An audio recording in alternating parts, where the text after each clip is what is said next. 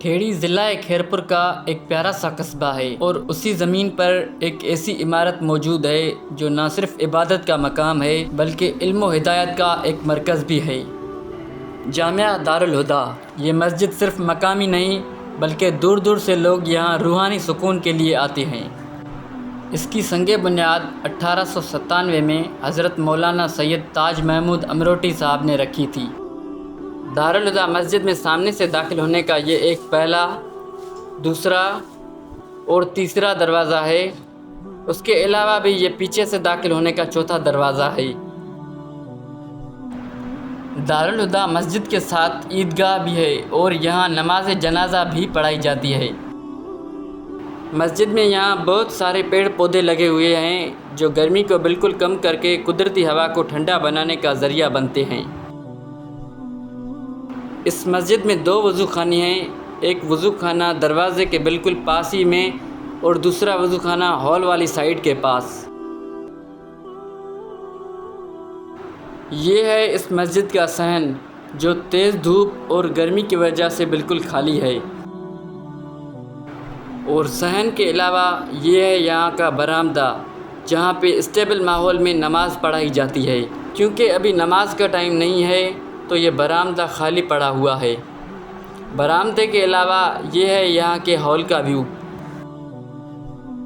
محراب کا جھکاؤ، قالین کی نرمی اور ہال کی کشادگی، سب کچھ اس ترتیب میں ہے کہ عبادت گزار کا دھیان دنیا سے ہٹ کر صرف ایک اللہ ہی کی طرف رہے۔ اس مسجد کی تعمیر میں خوبصورتی کے ساتھ سادگی اور روحانیت کو بھی ترجیح دی گئی۔ بیسیکلی دارالہدیٰ مسجد کا مقصد صرف نماز کی ادائیگی نہیں بلکہ ایک ایسا مرکز بنانا تھا جہاں دین سیکھنے، سمجھنے اور اپنانے کے مواقع ہر عمر کے افراد کو میسر ہوں۔ اس کی تاریخ کو اچھے سے جاننے کے لیے اب ہماری بات چیت جامعہ دارالہدیٰ کے محتم حضرت مولانا سراج الدین صاحب سے ہوگی۔ السلام علیکم۔ وعلیکم السلام ورحمۃ اللہ۔ آپ کا نام؟ میرا نام مولوی سراج الدین قاضی۔ آپ کی تعلیم؟ میری تعلیم یہ 10 سالہ میرا یہ درس نظامی کی تعلیم ہوئی تھی، وہ مکمل ہوئی، میری طالب علم کی زندگی مکمل ہوئی، اور ہماری ڈگری کی جو حیثیت ہے وہ ایک مکمل ایم اے اسلامک ہے۔ آج الحمدللہ یہ 26واں 27واں سال ہے تقریباً اسلامی سالوں کے مطابق کہ تدریس کا عمل جاری ہے۔ اچھا، ابھی ہمیں اس مسجد کی تاریخ کے بارے میں کچھ بتائیں، جس سے یہ مسجد کب بنی، اس کی تعمیر کی بنیاد کس نے رکھی؟ یہ مسجد جو تعمیر ہوئی ہے، ہم نے جو بڑوں سے باتیں سنی ہیں، والد صاحب سے، اور ہمارے ایک قرآن استاد تھے 88 سال کی عمر کے، تو ان بڑوں سے جو ہم نے باتیں سنی، تقریباً 1940 میں اس مسجد کی تعمیر کی ابتدا ہوئی اور 3-4 سال کے اندر اس کی تعمیر مکمل ہوئی۔ لیکن یہ بڑی جامع مسجد ہے۔ اس سے پہلے جو مدرسے کی ابتدا ہوئی تھی وہ ابتدا ایک چھوٹی مسجد سے ہوئی تھی۔ یہ گلی میں آپ دیکھیں گے واہن والی مسجد کہتے ہیں، اور اس کا آج جو نیا نام رکھا گیا ہے مدنی مسجد۔ اسی مسجد سے، اسی دارالہدیٰ کی، اسی مدرسے کی اور ٹھیڑی شہر کے اس توحیدی ماحول کی اور اس میں علمی ماحول کی ابتدا اسی مسجد سے ہوئی تھی۔ اور یہاں پہ ایک پیر طریقت، یہاں علاقے کے بہت بڑے بزرگ اور اللہ والے تھے، حضرت سید حماد اللہ علیہ جبی رحمۃ اللہ علیہ۔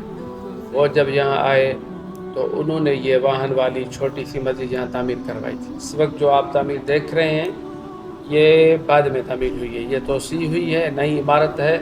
اس سے پہلے یہ ایک چھوٹی مسجد تھی، اور اس کے پیچھے جو گلی ہے بڑی جو قبرستان تک جاتی ہے، یہ گلی اس زمانے میں یہ ایک چھوٹا دریا بہتا تھا۔ یہ دریا کے کنارے پر مسجد ہوا کرتی تھی، اور اسی میں اس تعلیم کا آغاز ہوا تھا۔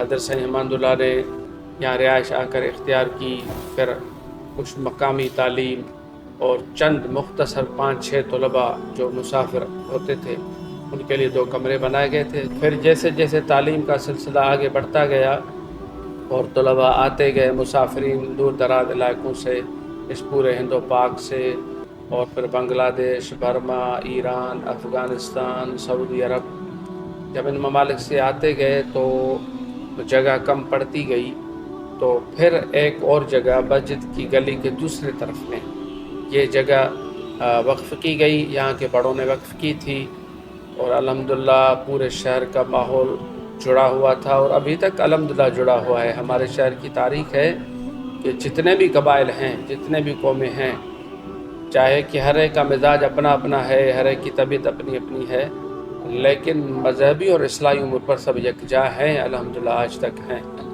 تو پھر یہ زمین وقف کی گئی، یہاں پہ مدرسہ بنا اور طلباء کی رہائش شروع ہوئی، اور لیکن جو نماز پڑھنے کے لیے یہ مسجد تھی، یہ چھوٹی مسجد تھی، 5 وقت کی نماز یہاں ہوتی تھی، اور پھر جمعہ کی نماز جو ہوتی تھی وہ قبرستان کے ایک کونے میں ایک مسجد ہے، پرانی جامع مسجد، جمعہ کی نماز وہاں ہوتی تھی۔ تو یہ سلسلہ تھا۔ پھر جب طلباء کی کثرت بڑھتی گئی، طلباء زیادہ ہوتے گئے، تو وہ مدرسے کی رہائش وہ بھی ناکافی ہوتی گئی، اور جو یہ مسجد دور جانے کا جو سلسلہ تھا یہ بھی کچھ تکلیف کا باعث بننے لگا، تو پھر بڑوں نے یہ فیصلہ کیا کہ یہاں مدرسے کے قریب ایک مسجد بنا دی جائے۔ تو اسی غرض کے مطابق یہ دارالہدیٰ کی مسجد بنائی گئی، جو 1940 میں بنائی گئی تھی، 43 میں تقریباً اس کا کام مکمل ہو گیا تھا۔ اور اس زمانے کے اعتبار سے بھی آج بھی اگر آپ دیکھیں تو آپ کو ایک شاہکار معلوم ہوگا، لیکن اس زمانے میں تو یہ بڑی شاہکار عمارت شمار کی جاتی تھی، دور دراز سے صرف عمارت کی زیب و زینت اور اس کی تعمیر کو دیکھنے کے لیے لوگ آتے تھے۔ تو الحمدللہ اسی دن سے یہ سلسلہ چل پڑا ہے۔ پھر یہ جو جگہ ہے آپ جہاں بیٹھے ہیں، اس مدرسے کے ناکافی ہونے کے بعد پھر یہاں بھی یہ مدرسے کا حصہ تعمیر ہوا تھا۔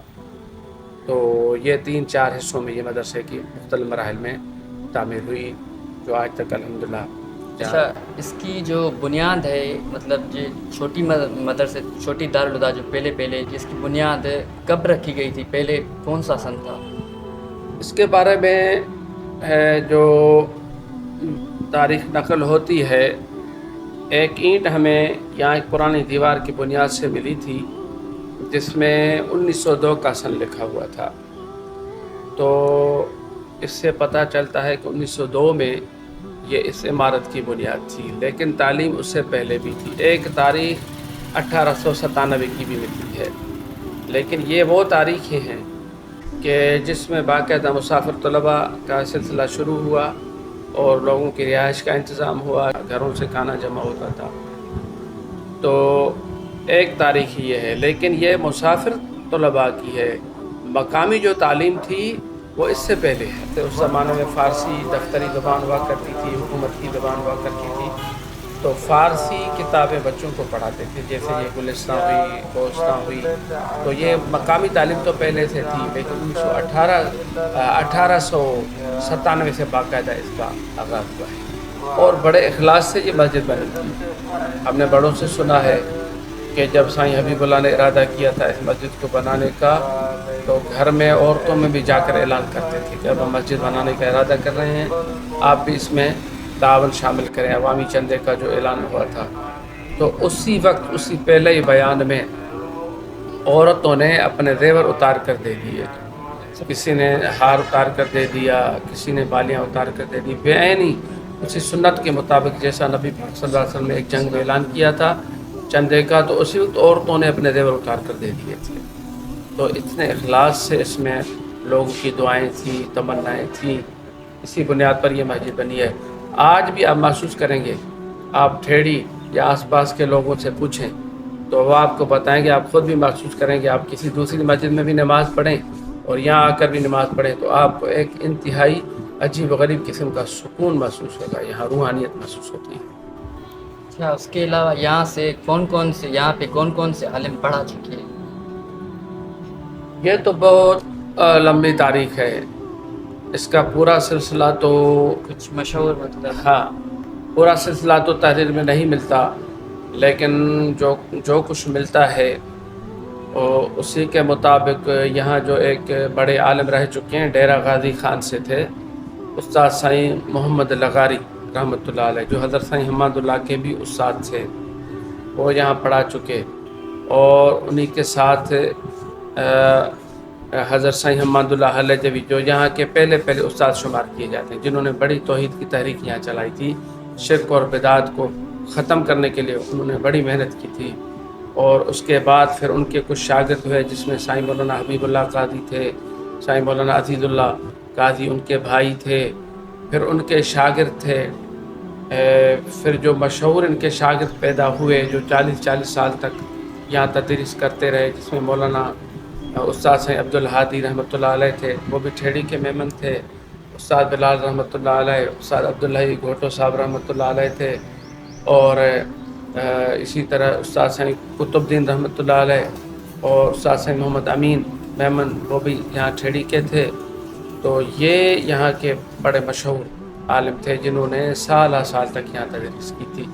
और भी बहुत सारे मुल्क के मशहूर उलमा, बल्कि यहाँ तक कि ईरान के जो इस वक्त सुन्नी जमात के जो अमीर हैं शेख अब्दुल हमीद, वो भी यहाँ दारुल से पढ़ चुके हैं, लेकिन शुरुआती सालों में, बाद में वो यहाँ से चले गए थे। और कराची के मौलाना मंजूर मेंगल साहब, वो भी शुरुआती 2 साल यहाँ पढ़े हैं, उसके बाद वो कराची में पढ़े थे। तो इसी तरह और कई शख्सियात जो यहाँ से तालीम हासिल कर चुकी हैं। मस्जिद के अलावा दारुल हुदा का मदरसा मस्जिद के बिल्कुल सामने है। मदरसे के इस बड़े से गेट में दाखिल होने पर यह है तलबा के लिए एक शानदार तालीमी मरकज़, जहाँ उन्हें कई किस्मों के इस्लामिक कोर्सेज़ कराए जाते हैं। अब हमारी बात होगी एक मशहूर स्कॉलर और आलिम से, इस मदरसे के शेखुल हदीस हज़रत मौलाना मोहम्मद रमज़ान फुलपोटो साहब से, जिन्होंने कई किताबें भी लिखी हैं। अस्सलाम वालेकुम। आपका नाम? मोहम्मद रमज़ान। इसमें इस मस्जिद और मदरसे के बारे में कुछ जानना था, इसकी तामीर के बारे में बताएं, कब हुई थी इसकी तामीर? ये मदरसा 1897 में कायम हुआ है। 1897 में? 1897। और इसकी तामीर किसने रखी? इसकी संगे बुनियाद रखा हज़रत साईं ताज मोहम्मद अमरोटी, सैयद ताज मोहम्मद अमरोटी शरीफ वाले, जो बहुत बड़े बुज़ुर्ग थे, जिसने अंग्रेज़ों के ख़िलाफ़ जिहाद किया। और वो ये बुज़ुर्ग यहाँ आए थे 1900 से, पाकिस्तान से पहले? पाकिस्तान से 1897। तो पाकिस्तान तो 47 में हुआ, 1947 में। पाकिस्तान से 50 साल पहले, पाकिस्तान के कायम होने से 50 साल पहले ये मदरसा कायम। अच्छा, बच्चों को यहाँ पे कौन कौन से कोर्सेज करवाए जाते हैं? बच्चों को ये हमारे दर्स निज़ामी है, जो 16 साल कोर्स है। दर्स निज़ामी का 16 साल कोर्स यहाँ करवाया जाता है। और पढ़कर ये यहाँ से दस्तार फजीलत बांध कर मौलवी हो जाते हैं, मौलवी। फिर वो आगे जाकर मुतखस्सिस मुफ्ती बनते हैं, आलिम बनते हैं, यहाँ आलिम बनते हैं। तो ये मदरसे में 16 साल कोर्स है। हिफ्ज़ और नाज़रा का भी 3 साल 4 साल कोर्स है। अरबी का 16 साल कोर्स है, ये पढ़ाते हैं। और शागिर्दों के लिए कोई ख़ास इंतज़ाम यहाँ पे? शागिर्दों के लिए ख़ास इंतज़ाम है, खाने पीने का इंतज़ाम है, राश का इंतज़ाम है, किताब उनको मुफ्त हमें मदरसे की तरफ दी जाती हैं, और इलाज की सहूलियात हैं। उनको शागिर्दों को वजीफ़ा मिलता है, माना वजीफ़ा भी मिलता है। अच्छा, उनको खर्चे के लिए। अच्छा, आप अब अपने बारे में कुछ बताएं। आपकी एज यहाँ पे आप कितने अरसे से पढ़ा रहे हैं? मैं यहाँ से 11 साल से पढ़ रहा हूँ। आपकी तालीम?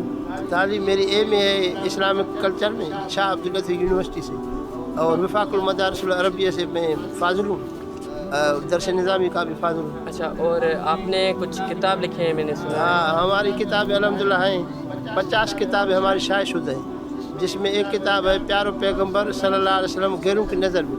1995 में सदर लगारी साहब थे, सदर लगारी साहब ने सदारत अवार्ड दिया इस किताब को। तो वो सदारत अवार्ड याफ्ता किताब है 1995 में। पाकिस्तान में पहली बार ये किताब लिखी गई थी इस मौजू पर, उससे पहले नहीं थी ये ऐसी किताब कोई, इसलिए वो सदारत अवार्ड है। हमारी दूसरी किताब है तफसीर फैज़ुल कसीर है, और बुखारी शरीफ की शरह है सिंधी ज़ुबान में। तालिबान के मौजू पर 3-4 किताबें तालिबान के मौजू पर हैं, और उर्दू में भी हैं, सिंधी में भी हैं। अच्छा, यहाँ के जो उस्ताद यहाँ पे पढ़ाते हैं उनके बारे में कुछ खास बताएं, मतलब उनकी तालीम वगैरह? उस्ताद असातिज़ा जो पढ़ाते हैं अल्हम्दुलिल्लाह फाज़िल असातिज़ा हैं, और अरबी के बहुत माहिर असातिज़ा हैं फ़न अपने अपने फ़न में। हाँ। मुफ्ती साहब हैं फ़िक़्ह के फ़न में हैं, मुफ्ती अब्दुल शकूर साहब वो यहाँ के मुफ्ती हैं, वो फ़िक़्ह फ़तवा के फ़न में हैं। हज़रत मौलाना अब्दुल रहीम साहब हैं, अब्बास साहब हैं, वो भी बड़े नव और सरफ माहिर हैं अपने फ़नून में। ये सब माहिर उस असातिज़ा पढ़ाते हैं। अब हम चक्कर लगाएंगे इनके क्लासेस का। ये है इनके हिफ्ज़ कोर्स का सेक्शन। क्लासेस का ये दूसरा सेक्शन भी है, यहाँ भी तलबा पढ़ती है। उसी के साथ ये है इनका कुतुब खाना यानी लाइब्रेरी, जहाँ तफसीर, हदीस, फ़िक़्ह और सीरतुन नबी सल्लल्लाहु अलैहि वसल्लम की नायाब किताबें पड़ी हुई हैं। कुछ इस तरह होता है इनके पढ़ने और क्लास का नज़ारा। पढ़ाई के अलावा इन्हें अपना कुछ टाइम फ्री आउटिंग या फिर खेल कूद के लिए भी दिया जाता है, और मदरसे में इनका ये छोटा सा खेलने का ग्राउंड है। इस मदरसे में खाने पकाने के लिए एक किचन भी है, जहां बावर्ची इन सारे तलबा के लिए खाना पकाता है। किचन के पास ही ये एक वज़ू खाना और छत पर जाने के लिए ये सीढ़ियां हैं।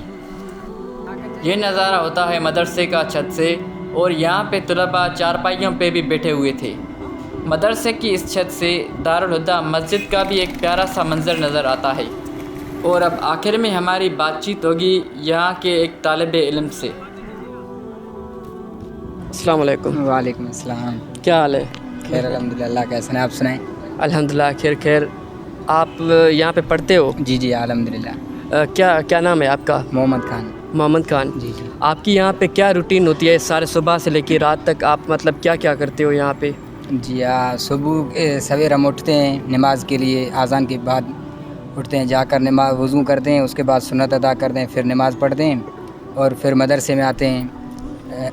पहला घंटा लगता है, फिर हम सबक पे जाते हैं। उसके बाद 11:30 बजे तक हम पढ़ाई करते हैं, उसके बाद खाना खाते हैं। खाने के बाद हम सो जाते हैं, फिर ज़ोहर की नमाज के टाइम उठते हैं, फिर ज़ोहर का नमाज अदा करके फिर सागी पढ़ाई करते हैं। हम पढ़ाई के बाद हम असर के मगरिब तक, असर से लेकर मगरिब तक हम गेम खेलते हैं, क्रिकेट वगैरह। मतलब आउटिंग इज़ आउटिंग? जी जी हाँ, गेम खेलते हैं। गेम या आउटिंग? हाँ, क्रिकेट खेलते हैं। उसके गेम बाद वो अच्छा आप यहीं खेलते हो या फिर कहीं बाहर जाके खेलते हो? नहीं, यहाँ ही मदरसे में खेलते हैं हम। अच्छा, लड़कों को इजाज़त होती है बाहर जाने की, घूमने फिरने की? जी वो भी होती है, वहाँ भी जाते हैं, बाहर भी खेलते हैं। जब बहुत गर्मी होती है तो मदरसे में हाँ, खेलते हैं। मतलब ठीक। जी अच्छा, हाँ। फिर उसके बाद मगरिब के बाद आज़ान मिलता है, फिर नमाज़ अदा करते हैं। नमाज के बाद पढ़ाई करते हैं इशा तक। इशा की नमाज़ अदा करके बाद में खाना खाते हैं, आधा घंटा का वक्फ़ा होता है, फिर उसके बाद 11 बजे तक पढ़ाई करते हैं, फिर सो जाते हैं। अच्छा, माशाल्लाह, ये रूटीन थी आपकी? जी जी अल्हम्दुलिल्लाह। तो मतलब आप कितनी मरतबा दिन में यहाँ पे पढ़ाई करते हो? 2, 3, 4 मरतबा करते हैं। 4 मरतबा? जी जी। कौन से? एक सुबह से लेकर 11 बजे तक, और उसके बाद ज़ोहर की नमाज़ अदा करके असर की नमाज़ तक, और मगरिब की नमाज़ के बाद इशा तक, इशा के बाद 11 बजे हाँ, तक। माशाल्लाह ठीक। और क्या कुछ बताएं इस मदरसे के बारे में? कौन कौन से उस्ताद हैं यहाँ पे? यहाँ अल्हम्दुलिल्लाह बहुत सारे उस्ताद हैं, 14-15 उस्ताद हैं। अच्छा। यहाँ का जो शेखुल हदीस है उसका नाम से मोहम्मद रमज़ान फुलापोटो साहब है। ठीक है, थैंक यू। जज़ाकल्लाह। तो ये थी हमारे ठेड़ी शहर की दारुल हुदा। अगर कभी दिल बेसुकून हो तो यहाँ ज़रूर आना, मुमकिन है तुम्हें वो सुकून मिल जाए जिसकी तुम्हें सालों से तलाश है। अल्लाह हाफ़िज़।